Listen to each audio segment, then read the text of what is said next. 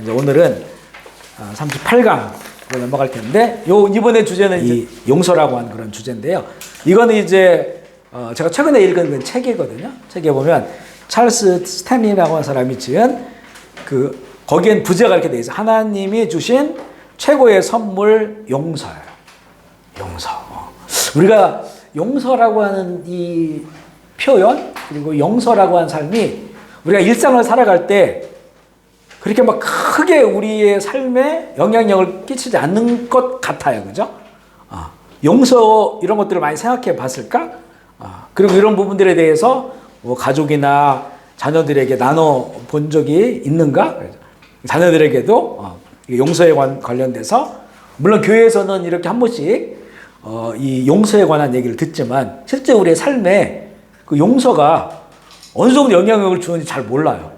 별로 생각을 안 하고 살아가는데, 그런데 이거는 정말 오랫동안 인간의 그 심리나 이 행복에 관련된 이런 것들 연구하시는 분들은 거의 비슷한 그런 답을 가져요. 왜냐하면 한 인간이 세상에 태어나서 살아가는데 행복을 느끼는 거 있잖아요.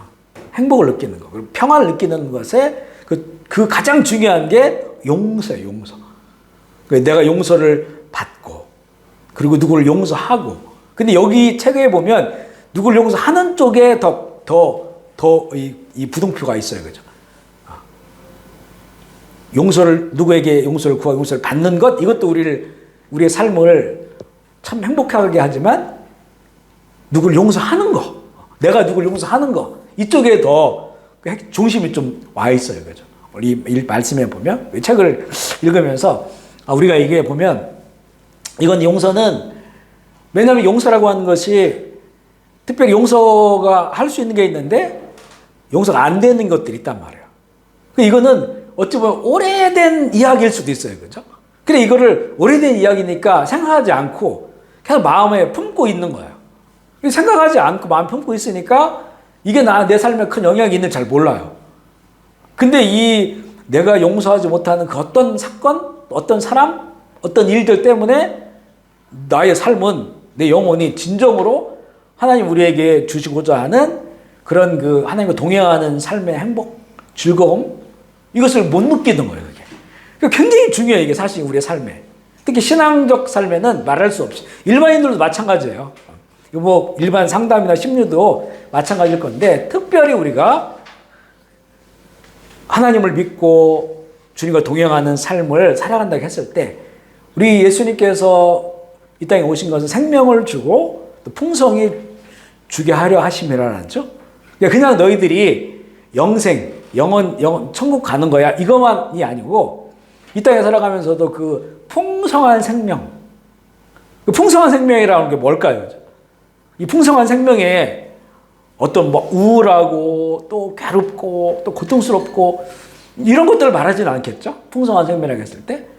왜냐하면 그건 예수 그리스도의 생명이기 때문에, 예수 그리스도가 우리에게 준 생명이 우리 안에 왔을 때 풍성해진다고. 이거는 그래서 성경에는 이게 이제 물가에 심기운 나무로 많이 표현해요. 물가에 심기운 나무.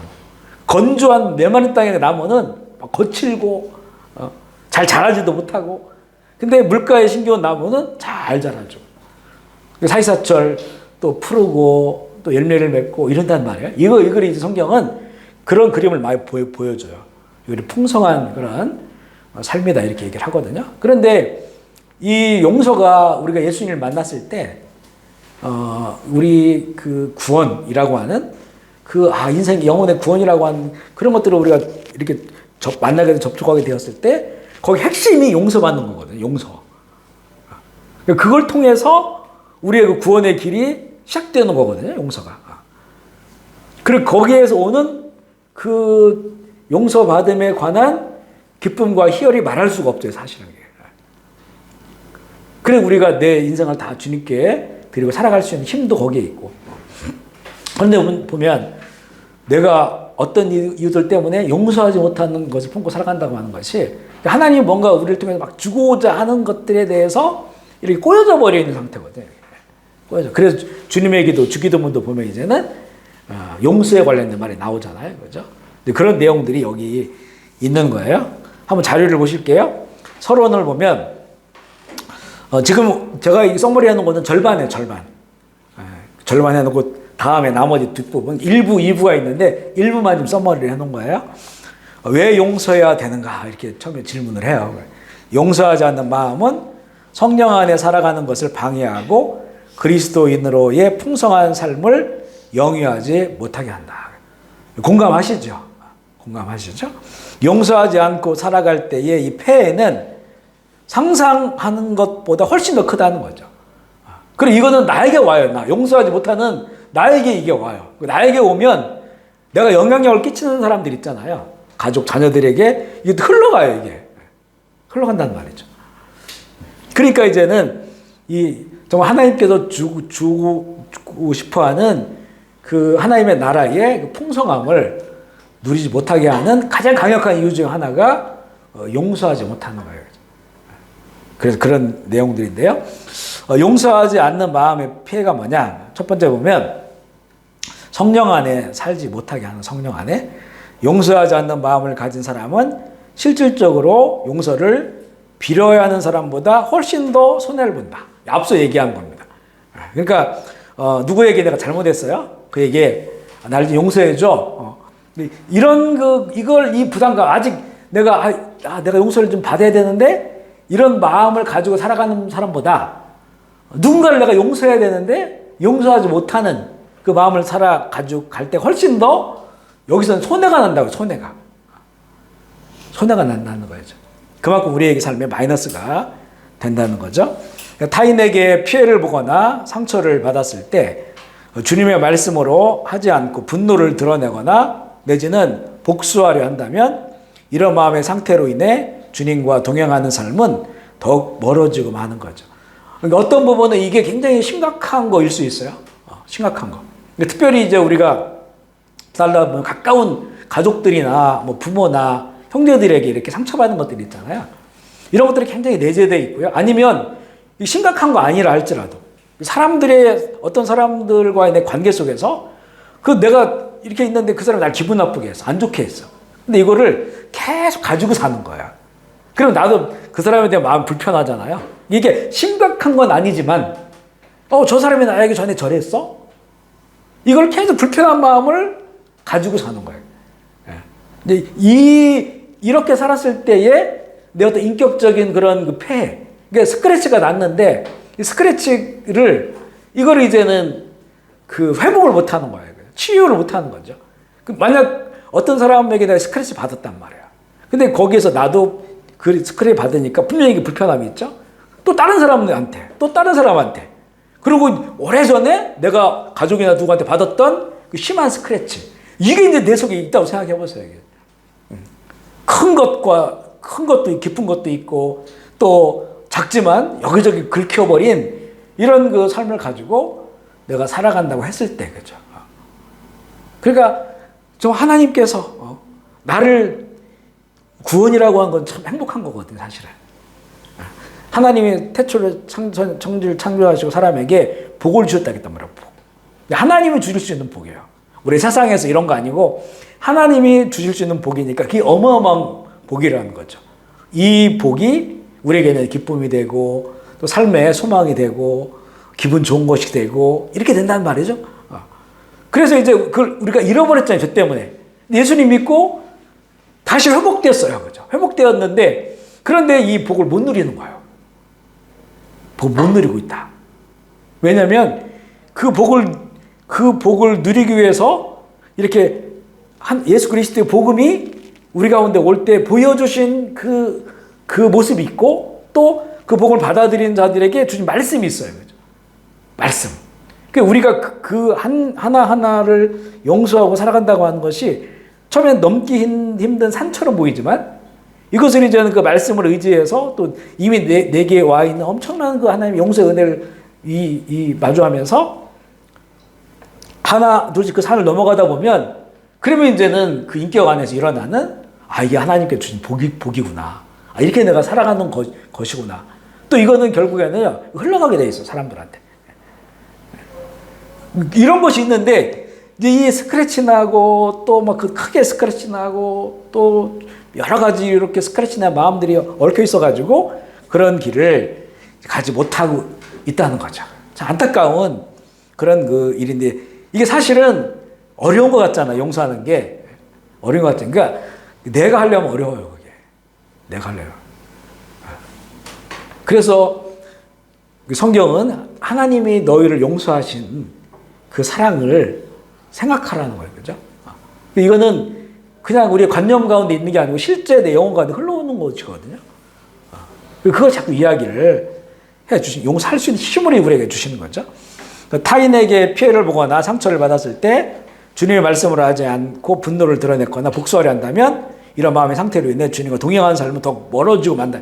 멀어질수록 우리는 손해야. 그죠? 예수님 믿지만 멀어질수록 손해인데 갈라디아 5장 16절부터 쭉 읽어볼게요. 시작. 내가 이르노니 너희는 성령을 따라 행하라. 그래야 육체의 욕심을 이루지. 19절부터 23절 시작. 육체의 일은 분명하니 음행과 더러운 것과 호색과 우상 숭배와 분쟁과 시기와 분냄과 당짓는 것과 분열함과 이단과 투기와 술취함과 방탕함과 또 그와 같은 것들이라. 전에 너희에게 경계한 것 같이 경계하느니 이런 일을 하는 자들은 하나님의 나라를 유업으로 받지 못할 것이요 오직 성령의 열매는 사랑과 희락과 화평과 자문과 자비와 양선과 충성과 온유와 절제니 이 같은 것을 금지할 법이 아멘이시죠. 두 가지가 확연히 갈라져요. 그죠? 성령을 따라 행해야 되는데 그죠? 그래야 육체의 욕심을 이루지 아니하게 될 텐데 성령을 따라 살아가지 못하는 거예요. 육체의 일은 분명하다. 분명한 것을 몇 가지 얘기해놨는데 음행, 더러운 것, 호색, 우상숭배, 주술 당연하죠. 또 원수 맺는 거죠. 원수 맺는 용서하지 못하는 거예요. 그죠?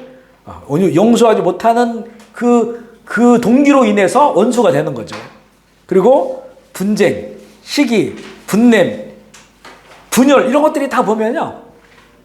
거기 이게 발생되어지는 이런 그 표현들이 다 결국엔 내 안에서 용서하지 못하는 어떤 사건들이나 어떤 부분에 대해서 용서하지 못한 마음들이 이렇게 나타나게 되는 거예요. 그래서 시기도 하고 또 원수도 되고 또 그것 때문에 우리끼리 또 모여서 분열을 돼서 저 사람들하고 기분 나쁜 일이 있으니까 따로 모여가지고 뭘 하고 이게 다 보면 이제 용서의 이 문제가 해결되지 않으니까 결국에는 이런 그 상황들이 발생되어지는데 근데 이거를 보면 뭐라고 말합니까?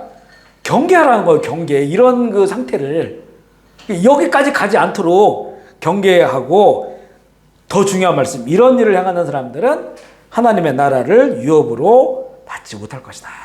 하나님의 나라가 두 가지 의미겠다. 하나는 현재적 의미라겠죠. 지금 여기서 하나님의 나라를 우리가 누려야 되는 거죠. 그리고 우리가 주님 다시 오시든지 우리가 하나님 나라 갔을 때 영원한 하나님의 나라가 있는 거예요. 그러니까 이게 하나님의 나라는 하나님께서 통치하신 나라인데 하나님의 말씀은 용서라는데 용서를 안 하니까 하나님의 나라가 우리 안에 온전히 세워지지 못하는 거죠. 하나님의 나라를 누리면서 살아가야 되는데 그걸 누리지 못하니까 얼마나 예수 믿으면서도 참 힘들고 어렵고 우울하고 비참하고 이런 인생을 살 수밖에 없어요. 그러면 이게 이제 육체의 일이라겠는데 성령의 일은 뭐냐?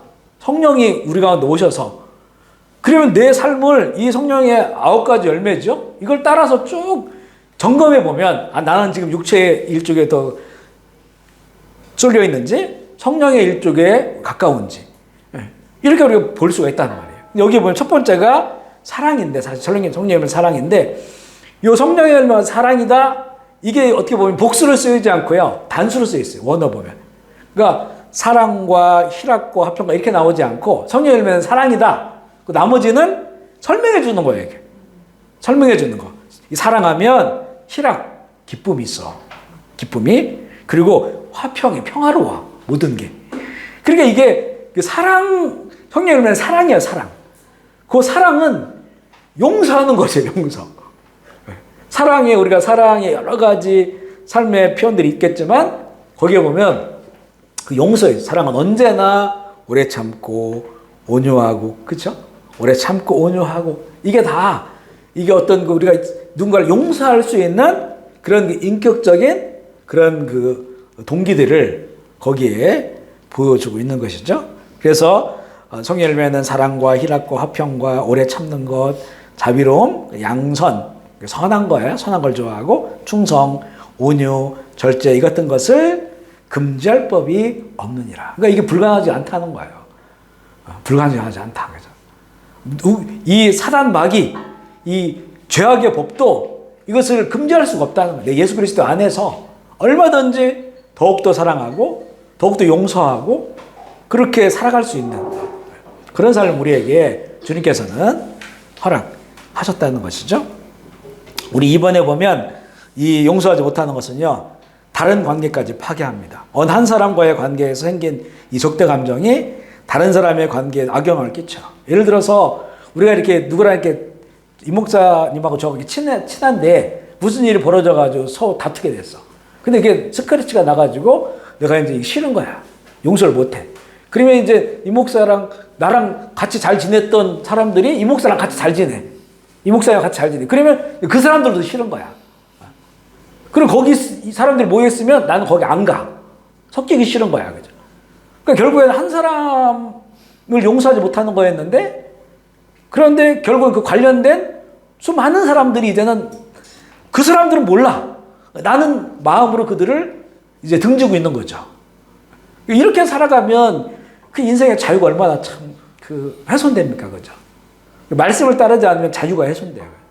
자유가. 우리 교회 이렇게 봐도요. 그런 거 이제 보이기도 하죠. 우리 안에 그런 일 없을 수는 없어요. 그죠?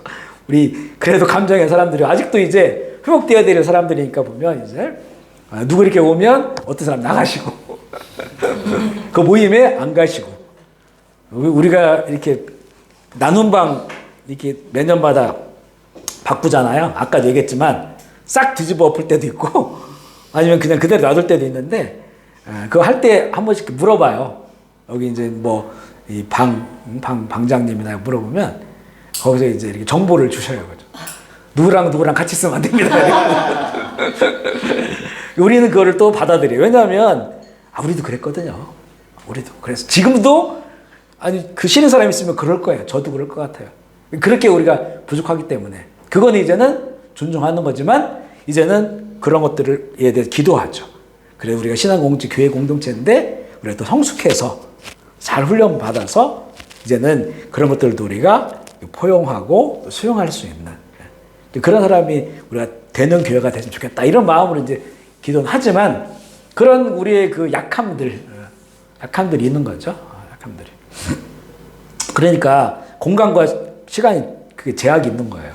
그게 내가 저기 가고 싶은데 거기 못 가는 거예요. 자유가 없는 거죠. 그런 걸 말하는 거예요. 우리가 용서해야 돼요. 크고 작은 그런 관계 가운데서 그런 것들이 있다고 하는 것이죠. 3번에 보면 거부감이 생긴 것을 부적절한 방법으로 보상을 받으려고. 그러니까 이제 용서하지 못한다고 하는 것은 이제 그 안에 보면 어떤 그 거절감 같은 것들이 있어요. 거절감. 내가 어떤 사람들에게 인정받지 못하는 거라든가 이런 것들에 대해서 용서하지 못하는 마음들. 뭔가 이게 누군가를 용서하지 못한다고 했을 때 되게 마음에 불편하고 상하고 거절감이 있고 이런 것들이 있거든요. 근데 이것을 이제는 좀 다른 데다 풀려고 그래요. 풀려고 하다 보니까 어디서 보상을 받으려고 하니까 그 열매가 좋지 않아요. 순수하지 못한 거야. 순수하지. 그래서 하는 것들이 보면 다른 사람들에게 나를 불편하게 하는 사람 뒤에서 막 이렇게 막 수근거리고 다니고 그런 식으로 풀려고 하기도 하고 또 다른 걸로도 보상을 받거나 풀려고 하는 것들. 그러니까 이게 더 복잡해져 버려요, 삶이.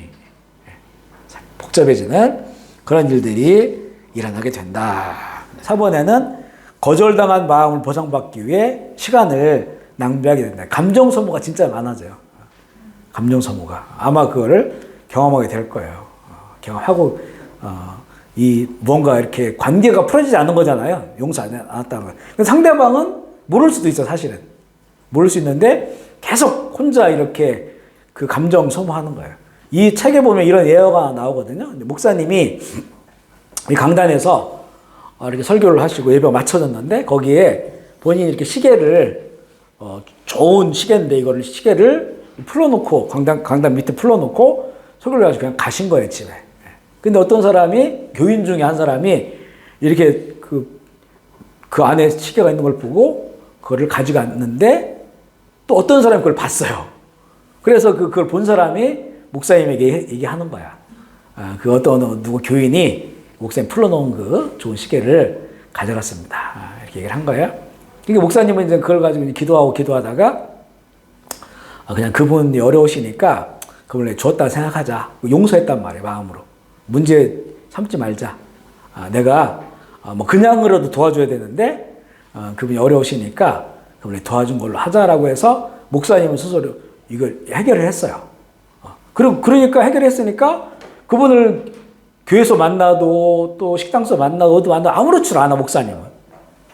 그분을 대하는 게 아무렇지 않아. 근데 그걸 훔쳐간 사람 있잖아요. 훔쳐간 사람은 계속 이제 마음이 불편한 거야. 그것도 뭐 교회 안에서 벌어진 거지, 또 목사님 시계지, 이러니까 이게 자기는 충동적으로 그걸 가져갔겠지만 마음이 계속 불편하고 불안하고 이제는 피하고 싶고 감정 소모가 큰 거죠. 이거를 해결하려면 어떻게 하겠어요? 이분이 찾아와서 목사님에게 내가 목사님 시계를 가져갔습니다. 용서해 주십시오. 라고 했을 때, 괜찮아. 내가 준 거야. 이렇게 하면 그다음부터는 그 감정 소모가 사라져 버리는 거예요. 그죠? 물론 이제 미안한 마음 있겠지만 이게 해결되지 않는 상태에서 계속 살아가는 것하고는 다른 거죠. 이런 것과 같다는 거예요. 차라리 그냥 목사님이 그 용서를 하면 이런 그 이유를 통해서 용서해버리면 그분은 편해. 만나는데 문제가 별로 없어요. 그런데 이분은 계속 그걸 감추고 살아간다고 하는 것은 그분과의 만남이나 모든 것들이 다 불편해지고 감정 소모가 많아진다. 그런 그 내용입니다. 그래서 용서하지 못했을 때에 그런 그 감정 소모들이 있는 것이고, 다른 사람이 나를 얼마나 나쁘게 했는지를 떠나서 용서하지 않는 것은 삶에 있어서 썩은 것을 거둔 것이다. 앞에 보면 이게 육체의 일이라겠죠. 육체의 일은 썩은 거다라고 나와요. 그죠? 자꾸 그 썩은 것이 내 속에서 이렇게 냄새를 피우고 있으니까 이제는 그런 부분에 있어서 이제 어려운 그런 그 자유함을 누리지 못하는 것이고, 그래서 용서함으로 마음의 자유를 누려라, 이렇게 기록하고 하고 있고요. 자, 1부에 들어가면 보면 하나님의 경험하라. 이게 이제는 사실 이제 우리가 어떻게 용서할 수 있을까라고 하는 부분들에 대해서 말을 할 때 하나님의 사랑과 하나님의 용서를 우리에게 보여주는 거예요. 그러니까 우리 만달란트 비유 너무 잘 알잖아요. 만달란트를 내가 빌렸는데 만달란트는 뭐 지금으로 봐도 이건 조 단위가 넘어요. 어마어마한 돈이에요. 금 만달란트 말할 수 없는 거예요. 그죠? 이것을 내가 누구한테 빌렸는데, 임금한테. 그런데 임금님이 내가 사는 거 보니까 너무 불쌍하게 살고 어렵게 사니까 나를 불러가지고 탕감시켜줘 버렸단 말이에요. 그래, 엄청 많이 용서받고, 그래서 이제는 밖에 나왔어요. 나왔는데 거기에 나한테 100데나리온. 그러니까 한 100일 정도 일을 해야 벌 수 있는 돈이죠. 100데나리온.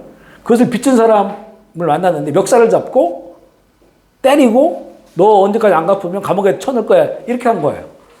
그러니까 다시 임금이 그 사람을 불렀어. 그래서 책망하잖아요. 내가 너를 만 달란트를 빚을 탕감해 줬는데 100데나리온을 너한테 빚진 자를 감옥에 집어넣을 수 있느냐? 라고 이제 그 책망한 내용이 나오잖아요. 이게 바로 용서에 관련된 말이거든요. 그러니까 하나님이 우리에게 하신 일을, 그것을 우리가 온전히 받아들이고 안다면, 만 달란트의 빚을 탕감하는 줄 안다면 우리도 100데나리온 나한테 빚진 자를 이제는 용서할 수 있는, 그래서 그게 마땅함을 성경은 보여주고 있는 것이죠. 그래서 용서에 대한 하나님의 섭리를 알고 경험한다면 용서의 사람으로 변화될 수 있다고 이야기하고 있고요. 첫 번째 보면 용서받아야 할 인간이라고 하는 거예요. 우리 모두가 다 용서받아야 될 사람이다. 성경은 그렇게 말하고 있잖아요. 죄는 정말 소중한 것들을 빼앗아가 버려요. 그죠? 가장 중요한 것들을 빼앗아가죠. 하나님을 잃어버리게 하고, 에덴은 그냥 하나님이 처음에 지은 동산이 아니고 우리가 그 하나님과 살아가며 동행하며 누려야 될 행복을 말하는 거예요. 에덴을. 그것을 빼앗아가 버려요. 하나님을 빼앗아가고 하나님과 함께 누려야 될 그런 삶의 그 풍성함을 빼앗아 간다는 거죠. 이 죄에 빠진 그곳에서 하나님은 용서의 길을 여시게 되는데, 우리가 이제 이 죄에 빠진 인간에 관한 그런 그 내용이 창세기 3장에 나오잖아요. 그럼 이걸 잘 보면 거기서 이제 먼저 하와가 그 뱀의 유혹을 받아가지고 선악과를 먹는단 말이죠. 그리고 나서 이것을 남편에게 주고 아담도 선악과를 먹어요. 그 하나님의 어떤 그 질서, 하나님이 주신 그 세계를 이제 떠나버린 거죠. 그죠? 떠나버렸어요. 이걸 이제 죄에 빠졌다라고 말합니다. 죄라고 하는 것은 그때에도 에덴 동산에도 죄가 존재한다기보다는 얼마든지 죄를 지을 수 있는 가능성은 있었어요. 왜냐하면 하나님께서 이걸 따먹지 말라라고 하는 말씀을 주셨을 때 이미 기준이 정해졌잖아요. 그죠? 그러니까 안 따먹으면 하나님과 동행하며 관계하며 살아갈 수 있는데, 이걸 따먹었을 때 하나님을 거역하고 불신앙의 상태가 돼버리는 거예요. 그러니까 그러면 죄에 빠지는 거죠. 그러니까 죄는 아직 없었지만 죄에 빠질 수 있는 얼마든지 가능성은 있었다는 거예요. 인간의 그 선택으로 말미암아서. 근데 그게 이제 에덴 동산이에요. 그런데 그렇게 그걸 따먹으면서 이제는 인간이 이제 죄에 빠져버리게 된 것이죠. 그런데 그 자리에서 죄에 빠지니까 그 현상들이 나타나요, 이제. 현상들. 그 죄인으로서의 드러난 것들이 있는데, 그게 이 처음에 아담과 하가 경험은 뭐냐면 수치예요, 수치, 부끄러움. 우리가 벗고 있어. 라고. 그러니까 뭔가 죄에 빠지기 전에는 그냥 내가 어떤 상태도 하나님 앞에서 자유로웠어요. 그죠? 하나님 앞에서 아무렇지도 않았어. 내가 옷을 입던지 안 입던지가 문제가 아니고 하나님 앞에서 내가 자유로운 그런 상태였었거든요. 그 죄에 빠지니까 하나님 앞에서 수치스럽고 부끄러운 상태가 됐어요. 왜냐하면 하나님은 여전히 거룩하시는데 우리는 죄인이 되어버렸으니까. 그래, 이걸 수치를 가리고 싶은데 무화과 나무 갖다가 여기를 아무리 가려도 이거는 다 말로 비틀어진단 말이야. 무화과. 그러니까 자꾸 수치가 보이는 거예요, 하나님 앞에서. 그러니까 숨어버리잖아요. 그때 하나님께서 가죽옷을 지어주세요, 가죽옷. 가죽옷을 지었다고 하는 것은 하나님께서 창조하신 그 6째 날 창조하는 그 동물들 있잖아요. 4발 달린 동물들을 거기서 어떤 걸 잡았다는 거죠. 그걸 잡고 피를 다 흘리고 가죽을 벗겨서 이 수치를 가렸다는 거죠. 여기서 벌써 하나님께서는 그 죄에 빠진 인간을 죄를 가리고 용서해 주시고자 하는 그 하나님의 그 의지가 거기에 담겨져 있는 거예요. 그죠? 근데 그 방식이 뭐냐? 대신 누군가가 죽는 거예요. 그죠? 그 에덴 동산에서는 하나님이 창조한 어떤 그 살아있는 그 동물이 대신 죽었어요. 그 피를 다 뽑고 그리고 가죽옷을 지어주면서, 비록 이게 완벽하진 않아요. 그죠? 왜냐하면 이제 죄인이 됐으니까. 하지만 그가 하나님 앞에서 살아갈 수 있는 그런 이 죄를 가리게 해주시고 죄를 용서하실 수 있는 길을 열어준 거예요. 그래서 원시복음이라고 하는 게 창세기 3장 15절이잖아요. 인간이 죄에 빠진 그 자리에서 하나님께서 약속해 줘요. 그죠? 약속해 줘요. 뱀 사단을 향해서 얘기하는 거죠. 너는 여자의 후손과 네가 원수가 될 텐데, 너의 후손은 이제 죄의 줄기고 여자의 후손은 거룩한 줄기예요. 둘이 그 원수가 될 텐데, 이게 영적 전쟁이죠. 주님 오신 그날까지. 그런데 이 너의 후손은 여자의 후손의 뒤꿈치를 상하게 한다. 그러니까 계속해서 이 거룩한 줄기를 대적하고 방해하고 거기서 이제 치는 거예요. 그런데 여자의 후손이 내 머리를 상하게 할 것이다. 라고 이 사단에게 선포를 해요, 하나님께서. 인간은 그걸 듣고 있는 거죠. 그러니까 인간이 죄에 빠졌는데 하나님 거기서부터 구원의 약속을 해주시는 거죠. 구원의 약속. 그리고 그렇게 선포를 해주신 다음에 가죽옷을 지어 입히시거든요. 인간의 이 죄와 허물과 수치를 가려주시는 거예요. 그러니까 하나님께서 죄 지은 인간 그 현장에서부터 용서받고 살아갈 수 있는, 삶을 누릴 수 있는 그 길을 여섰다는 거예요. 그러고 나서 보면 이제 4장에 보면 가인과 아벨이 나오잖아요. 근데 가인도 농사를 지었고 아벨 농사를 지었는데 그들이 이제는 그 하나님께 그 추수해서 하나님께 그를 드리는 예배 드리는 그런 때에 가인의 제사는 안 받으셨어요. 아벨의 제사는 받았단 말이죠. 아벨은 어떤 걸 드렸냐면 양을 잡아 드렸단 말이에요. 가인은 곡식을 드린 거예요. 그러니까 곡식도 소재로 드릴 수 있는데 그런데 실제 그 하나님 율법에 보면 물론 율법은 그 뒤의 일이지만 그 양을 통해서 그 피를 쏟고 그걸 하나님께 드림으로써 속죄의 제물을 드리는 거예요. 그러니까 아벨이 드린 건 뭐냐면 죄에 대한 인식이 있었다는 거예요. 죄에 대한. 그래서 자기에게 주신 것을 가지고 하나님 앞에 내가 죄인임을 고백하고 왜 하나님은 용서의 길을 여셨으니까 그래서 양을 잡아가지고 피를 다 뿌려서 자기의 속죄 제물로 드린 거예요. 그런데 가인은 곡식을 드렸어요. 곡식을. 그래서 하나님께서는 이 아벨에 드린 제사를 더 좋은 제사로 받으신 거예요.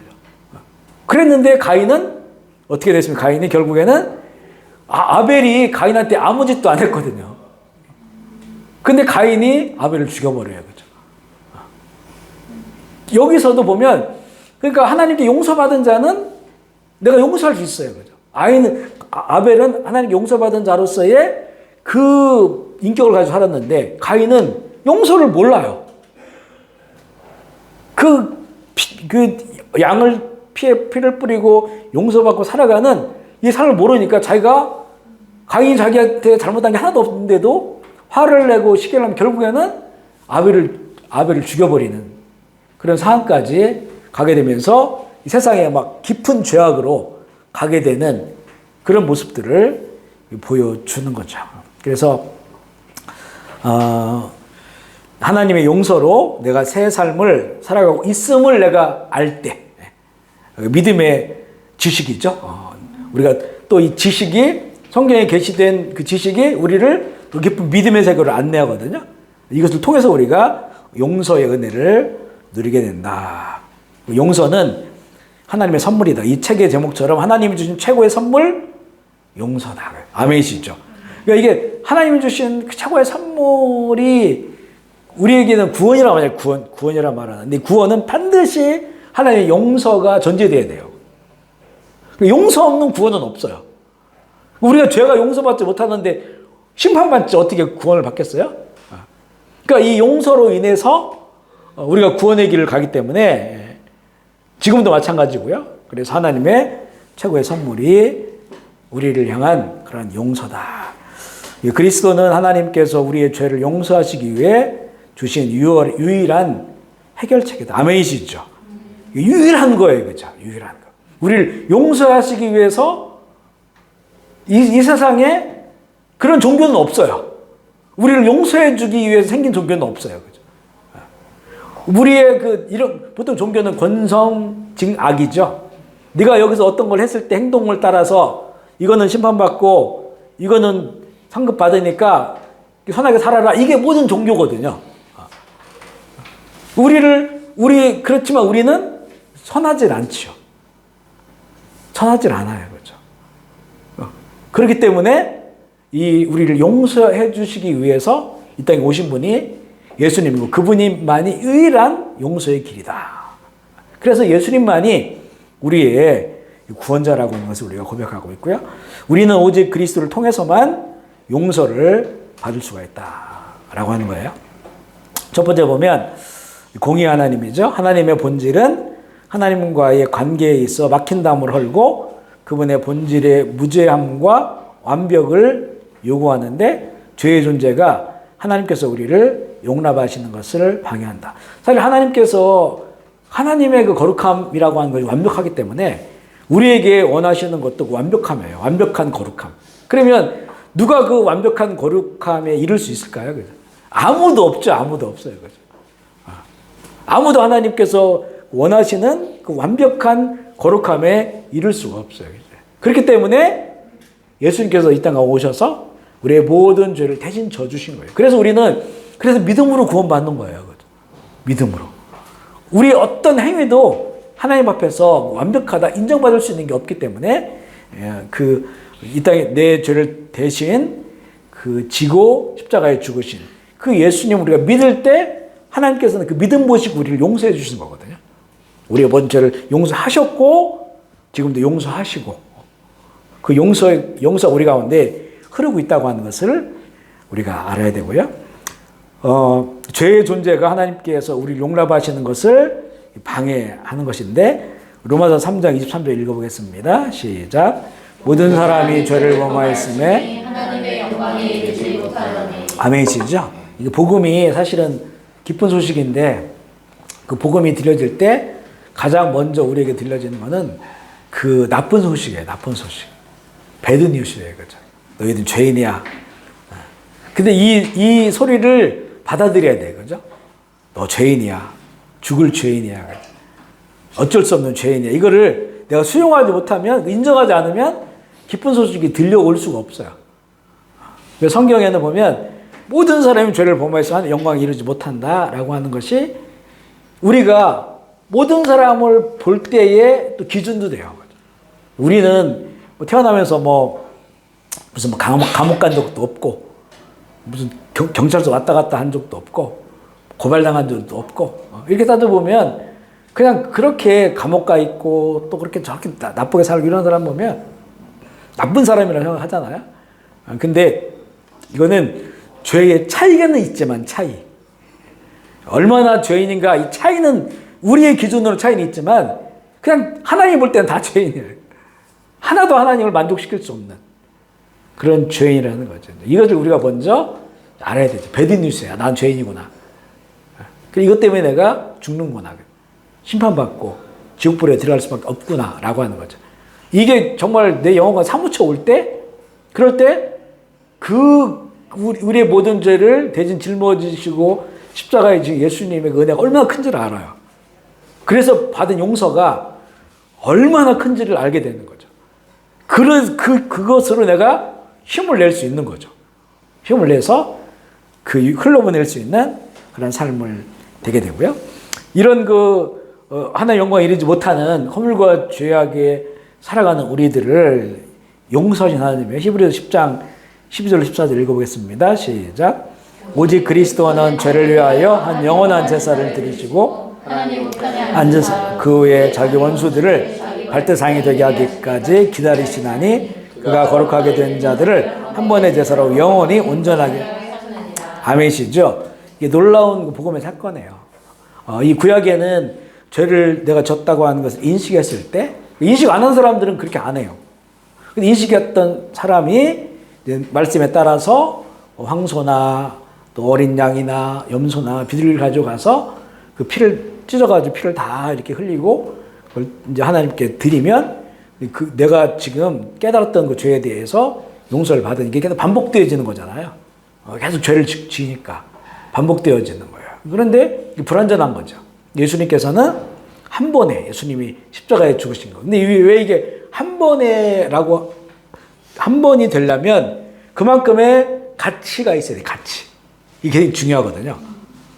그러니까 양 한 마리의 가치는 내가 지은 그 죄에 대한 가치예요. 이게. 그리고 어떤 사람은 가난한 사람은 비둘기를 가져와요.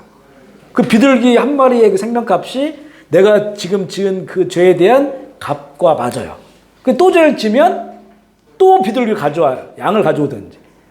그러니까 그 죄에 대한 값이 하나님이 그렇게 매기신 거예요. 그죠? 매기신 거예요. 그 하나님 법이에요, 법. 그러면 어떻게 예수님은 한 번에 우리 그 지구에 2000년 전부터 지금까지 어마어마한 많은 사람들이 태어나 살다 죽고 했는데 어떻게 그 모든 사람들의 죄값을 이 한 분의 생명값으로 치를 수 있느냐. 이게 이제 값이 맞느냐라는 거죠, 값이. 근데 그 예수님의 생명 값이 훨씬 더, 비교할 수 없는 훨씬 더 크다는 것은 우리는 피조물이잖아요. 사람인데 예수님은 하나님이셔요. 그러니까 그분이 올 수밖에 없어요. 무슨 베드로가 누구를 위해서 대신 죄값을 치러 죽는다? 그러면 베드로도 죄인인데 누구 죄값을 대신 치러줘요? 이건 법으로 성립도 안 돼. 현대 헌법으로도 성립이 안 돼요. 우리 딸이 잘못했는데 내가 대신 가서 내가 감옥 갔다 올게. 이건 법으로 성립이 안 되는 거예요. 그죠? 마찬가지예요. 근데 예수님은 창조주 하나님과 동등된 분이야. 우리가 늘 이야기해요. 여기 만들어 놓은 거 있잖아. 이런 거, 의자 이런 거. 이게 예를 들어 금으로 만들었다고 생각해 보세요. 금으로. 근데 금을 내가 만드는 사람이야. 이 금을 의자를 만드는 하나에 이게 뭐 1억이라고 하면 이걸 내가 수도 없이 만들 수 있어. 그런데 나에게 하나밖에 없는 아들이 있단 말이야. 그 뭐가 더 귀할까? 내가 이 1억 되는 이 금상을 뭐 예를 들어 100만 개를 만들었다. 그리고 나는 내 아들이 하나 있다. 바꿀 수 있느냐? 저는 안 바꾸죠. 살아있는데 하나밖에 없는 아들이 이건 언제든지 만들 수 있으니까 이게 1억이 되더라도 얼마든지 내가 만들 수 있으니까 어떻게 이것이 아무리 많아도 내 하나밖에 없는 아들과 얘를 바꿀 수 있냐는 말이죠. 그럼 마찬가지란 말이에요. 그죠? 예수님은 이 땅에 사람으로 오셨지만 그분은 하나님의 유일한 아들이란 말이에요. 그죠? 하나님이시란 말이에요. 그러니까 하나님의 창조주의 생명값과 이 피조물의 생명값하고 이게 이 비교가 안 되죠. 하나님이 훨씬 더 비싸죠. 그러니까 그걸 할 수 있는 분이 예수님밖에 없었던 거예요. 그죠? 그리고 그분이 오셔서 죽으심으로 우리 인류의 모든 죄를 다 담당하시고 용서의 문을 확 여신 거죠. 그런 이야기를 하고 있는 거예요. 그리고 이 세 번째 믿음은 용서로 통하는 물이다. 여기가 지금 내용은요. 예수 그리스도의 복음을 지금 생생하게 전해주고 있어요. 왜냐하면 이걸 전해줘야만이 왜 용서를 해야 되는지를 알 수 있거든요. 어떻게 우리가 힘을 내 용서할 수 있는지를 알고 있기 때문에 믿음은 용서로 통하는 문이다.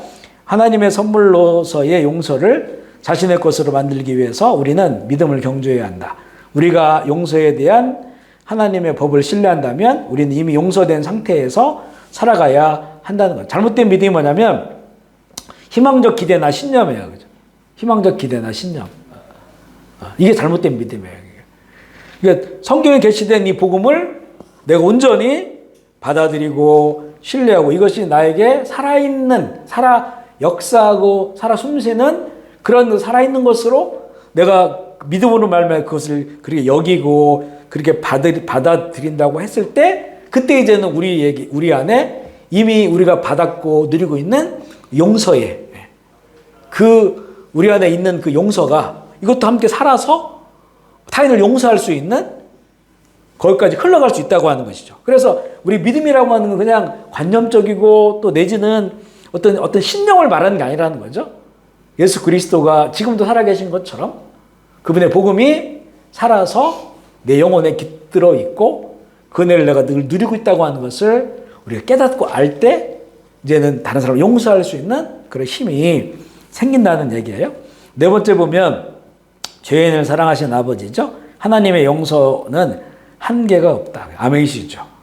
한계가 없어요. 그죠? 뭘 못 용서하실까요? 그죠? 한계가 없다. 우리 옛날에 저는 정말 이게 좀 기억이 확 나는 게 뭐냐면 지종파라고 하는 그 신문에 막 대서특필되고 했던 그 사람들은 당시에는 사람 취급을 안 했어요. 그죠? 그냥 살인을 연습해가지고 그래서 제가 천목회하던 그 계룡산 그 주변에 시골 마을인데 거기 쪽만 가면 새동이라는 데 있거든요. 거기 그 길이 있는데 거기가 막 시골이니까 깜깜해요. 거기 공장에서 일하고 퇴근하는 여자를 잡아가지고 죽여버렸어요. 연습한다고. 그리고 고기를 구워서 먹었단 말이에요. 지존파가. 거기 막 사회에 대한 막 굉장히 이걸 가지고 있는 사람들이었잖아요. 그래서 뭐 좋은 차 타고 다니는 사람 쫓아다니면 잡아다가 죽이고. 그러니까 정말 감정이 없는 사람들이에요.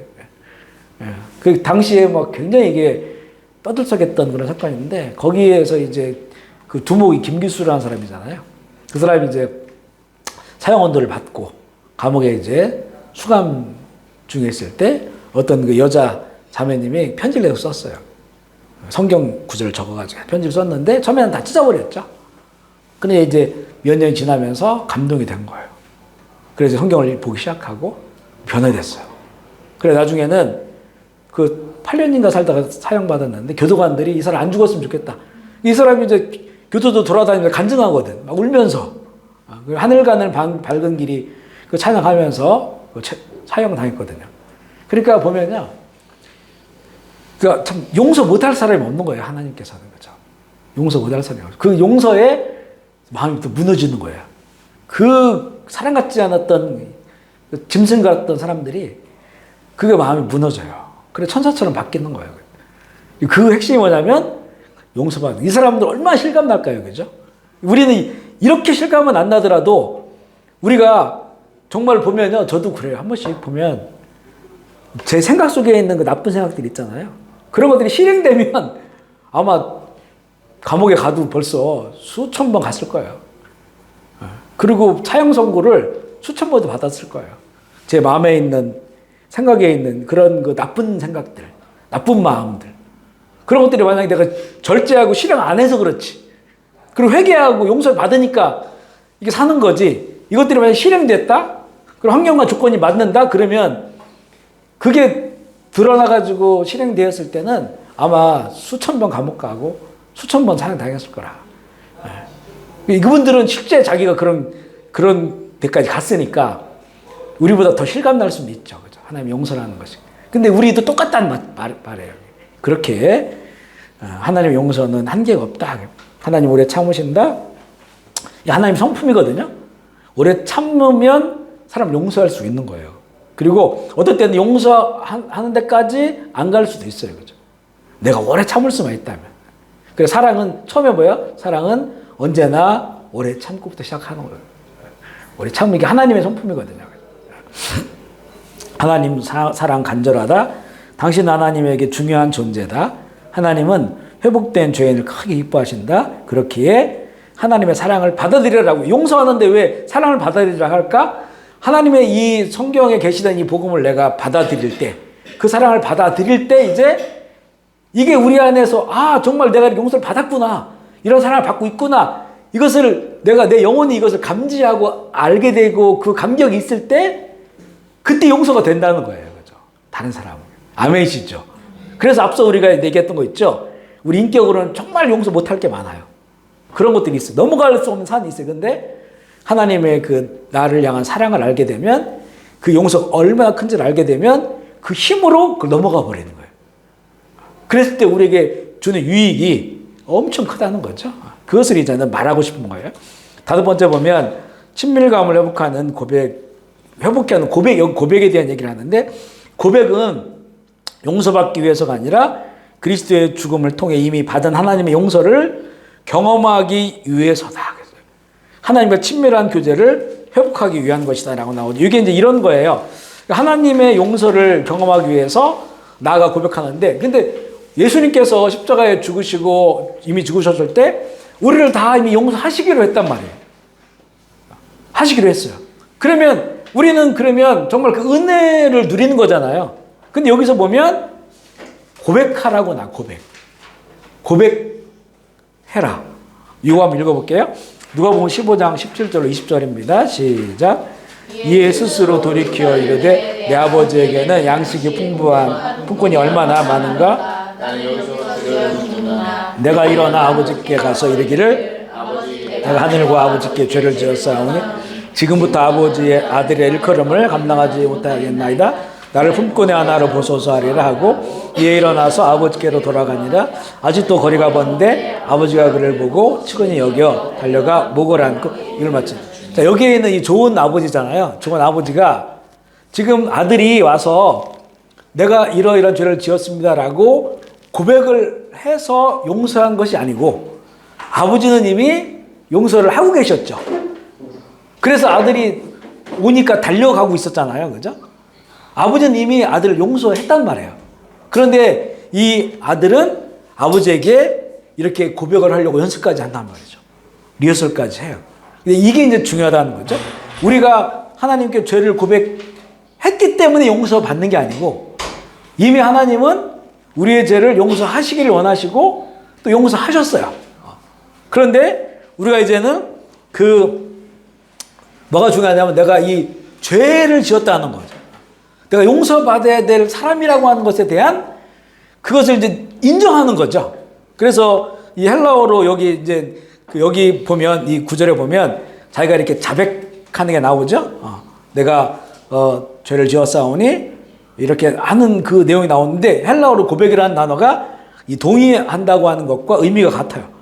그래서 죄는 하나님께 대항하는 것이고 우리의 삶을 위한 하나님의 계획을 파괴시키는 것이며 따라서 고통스러운 결과만을 가져온다고 하는 것을 내가 인정하는 거예요. 그죠? 내가 지금 죄를 범했을 때, 죄를 졌을 때 그것을 인정하는 거예요. 하나님 앞에서. 그리고 하나님께서는 그것 때문에 우리 죄를 용서해 주시는 것이 아니고 이미 하나님께서는 십자가를 통해 용서의 길을 열으셨잖아요. 열으셨는데 나의 그런 내가 죄인됨 또 내가 죄를 지었음에 대한 이런 그 고백이 우리 하나님의 자녀로서 더 성숙하게 살아갈 수 있는 그런 그 길을 여시는 거예요. 그래서 이거는 그 고백이라는 게 우리가 죄를 자백하는 것이 용서받기 위해 죄를 자백하는 것이 조건이 아니에요. 조건이 아니고 이미 하나님께서 해놓으신 그 큰 은혜에 대해서 우리가 나아가는 거예요. 이 나아감으로 나를 다시 보게 되고 성숙한 하나님의 자녀로 살아가게 하는 거다. 요한일서 1장 9절 읽어볼게요. 시작. 만일 우리가 우리의 죄를 자백하면 기쁘시고 의로우사 우리 죄를 사하시며 우리 모든 불의에서 깨끗하게 하실 것. 여기 죄를 자백하라고 나오잖아요. 이것이 바로 네가 자백 때문에 용서할 거야 이게 아니란 말이에요. 이미 하나님은 우리를 용서하시고자 하는 그분을 크게 여셨는데 우리가 이렇게 고백하고 이렇게 자백하고 이건 죄에 대한 나의 동의를 인정하는 이것을 통해서 내가 죄인 용서받아야 될 죄인이라고 하는 그런 인식이 생기고 그리고 또 죄에 대해서 우리가 싸울 수 있는 그런 그 힘도 되고 예수 그리스도를 영접함으로 처음 경험하는 용서는 하나님과의 관계를 여는 문과 같아요. 우리 예수님 처음에 믿을 때 그때 감동받는 게 뭐냐면 나의 모든 죄를 사해 주신다고 하는 거야. 예수를 믿으면. 그러니까 이거는 하나님과의 관계를 여는 게 길을 막 시작하는 것과 같은 그런 그 내용이고요. 그리고 이제 하나님의 자녀가 됐단 말이에요. 그러면 이제는 하늘 아버지와 이제 지속적인 그 관계를 맺어가고 하나님의 자녀로서 이렇게 살아갈 수 있도록 우리가 그런 그 길을 걷기 시작했음에도 불구하고 허물과 죄가 있잖아요. 그럴 때는 그 죄를 인정하고 용서를 구함으로 더 친밀한 관계로 이어져 나가게 된다는 것이죠. 그러니까 죄는 우리가 이제 신앙생활 하면서도요, 죄를 짓잖아요. 그러니까 이 죄를 하나님께 자백을 하고 고백하고 용서 받아야 된다라고 이렇게 말씀하잖아요. 왜냐하면 이 죄는 그 죄에 대한 그 결과가 있어요. 결과. 그러니까 구약에도 보면요, 속죄자가 있고 속건죄가 있어요. 그러니까 속죄죄에 대해서는 하나님과 나의 그 깨어진 관계에 있어서는 속죄죄를 드리면 용서받거든요. 근데 속건죄는 이건 내가 보상을 해야 되는 거예요. 하나님께 죄를 고백하고 그래서 죄를 용서받는데 그런데 나를 통해서 해를 받은 사람들 있잖아요. 그 해를 받은 사람들에게 그걸 보상해 주라 하는 거예요. 그게 속건죄거든요. 똑같이 죄를 사해 주는 건데 그런 거예요. 그래서 이제 죄는 용서받아도 죄의 결과에 대한 이런 그 책임과 고통이 따를 때가 있어요. 예를 들면 우리 엄마가 자녀한테 야, 너 저 찾기를 막 뛰어다니지 마라. 너 큰일 난다. 혼나. 찾기 자꾸 뛰어 들어가면 혼난다. 하지 마라. 이랬어요. 그런데 애가 찾기를 뛰어 들어가서 교통사고 나가지고 다리가 부러졌단 말이에요. 그러면 그 어머니가 그것 때문에 그 뭐 아이에게 그 말을 듣지 않았다고 그 막 구박하거나 벌을 내리거나 이렇진 않잖아요. 그죠? 이렇진 않아. 그리고 엄마 나 잘못했어. 용서해줘. 다시는 안 그렇게 한단 말이에요. 그 어머니 다 용서해주죠. 그런데 다리 부러진 건 남은 거야, 이제.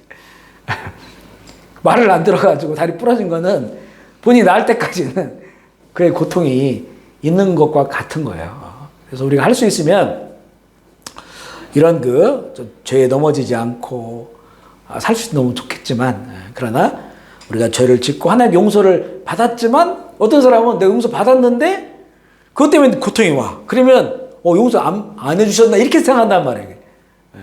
그게 아니라는 거죠. 하나님께 용서해 주시지만 그 죄에 대한 그런 그 결과로서의 그런 책임이 따르는 것들이 있어요. 모든 게 다 그런 건 아니지만 책임이 따르는 것들이 있다. 이런 그런 부분들에 대해 죄에 대한 부분들에 대해서 얘기해주고 있고요.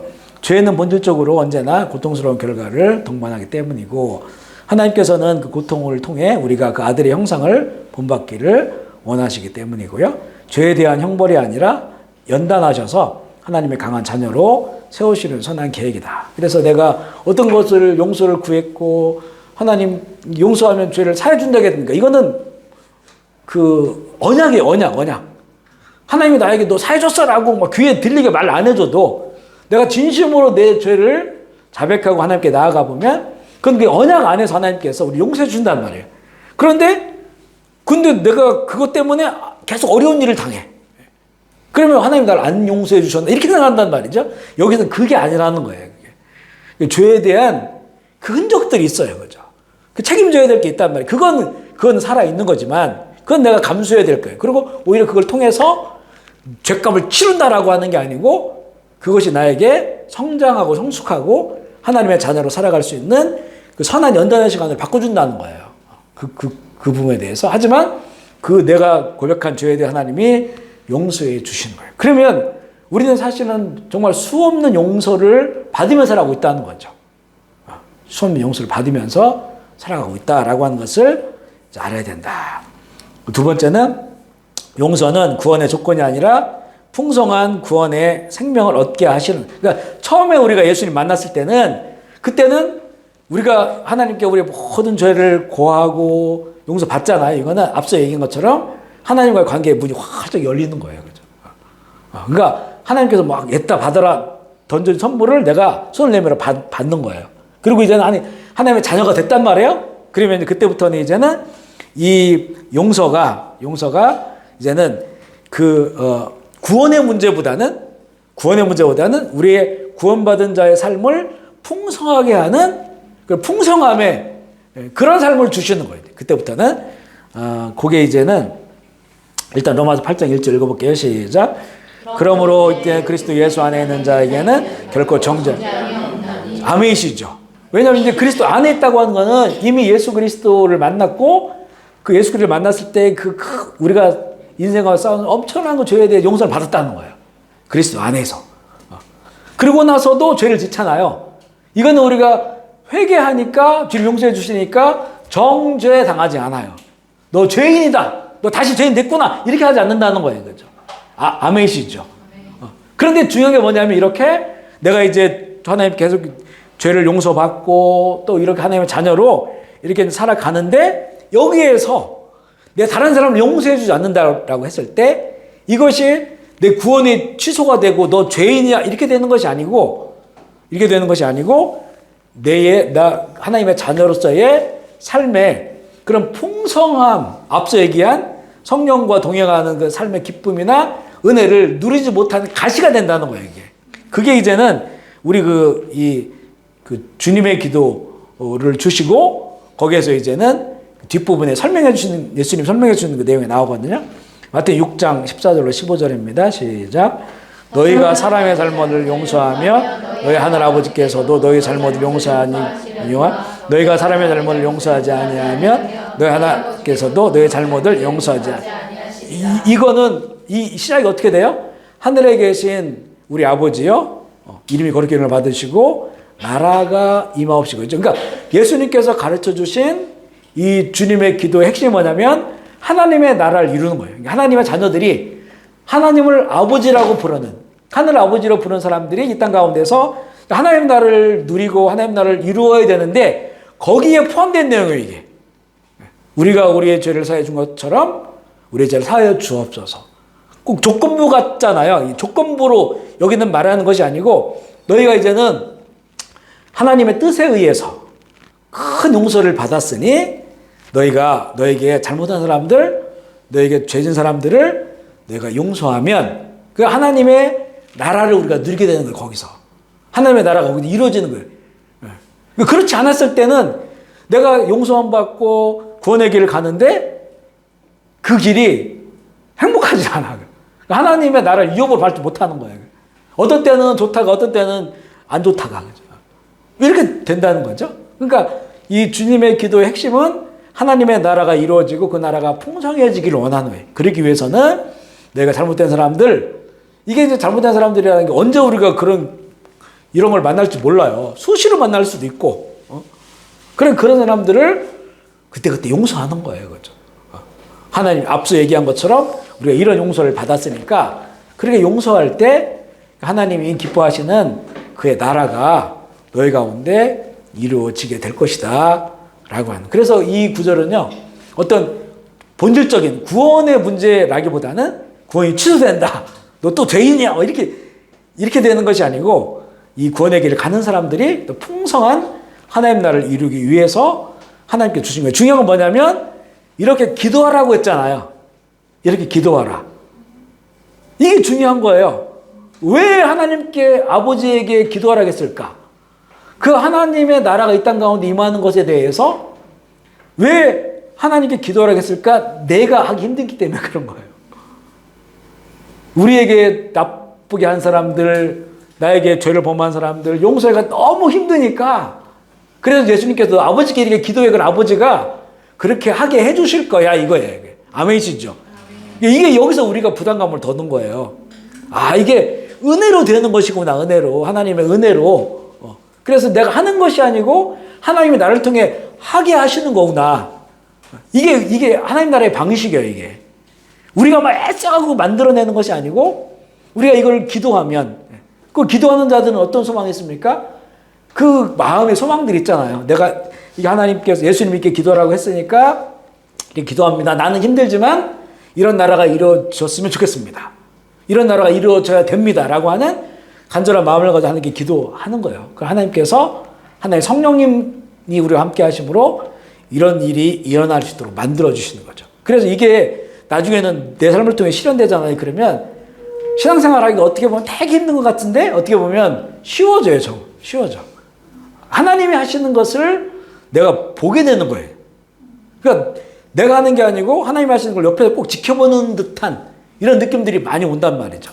그러면서 우리가 이제 예수님의 제자로 이렇게 성숙되어지는 그런 길을 가게 됩니다. 그 밑에 거 제가 읽어보고 마무리할게요. 주님이 가르쳐 주신 기도의 핵심은 하나님의 뜻이 이루어지는 하나님의 나라에 있다. 우리가 사람의 잘못을 용서하지 않아 어떤 일에 하나님께 용서받지 못하는 것이 있다면 하나님의 나라의 풍요로움을 누릴 수 없다. 그렇기 때문에 이렇게 기도하라 말씀하는 것처럼 기도하라는 것이고요. 다음에 2부에는 이제는 좀 더, 이거는 이제 용서해야 되는 그 이유와 동기와 그 힘, 우리 용서하게 한 힘을 나누었고, 다음 주에는 또 구체적으로 어떤 그 방식으로 하는가에 대한 그런 내용들을 나누도록 할게요. 자, 우리 기도하고 마무리하겠습니다. 오늘 우리는 다시 세우는 것에 관한 그런 에스라 9장 10장도 나누었고, 용서에 관한 그런 첫 번째 말씀을 나누었어요. 그래서 저도 마찬가지고 우리가 좀 용서하며 살아가야 된다. 그죠? 근데 힘드니까 하나님께 구하고, 그러나 용서해야겠다라고 하는 갈망들도 있어야 돼요. 내가 정말 용서하는 사람이 되어야겠다. 예수님처럼 그래야 주의 나라가 이루어지고 그 나라를 누릴 수 있다. 성경에서 우리에게 그걸 아주 선명히 가르쳐주고 있어요. 그죠? 다른 방법은 없습니다. 그죠?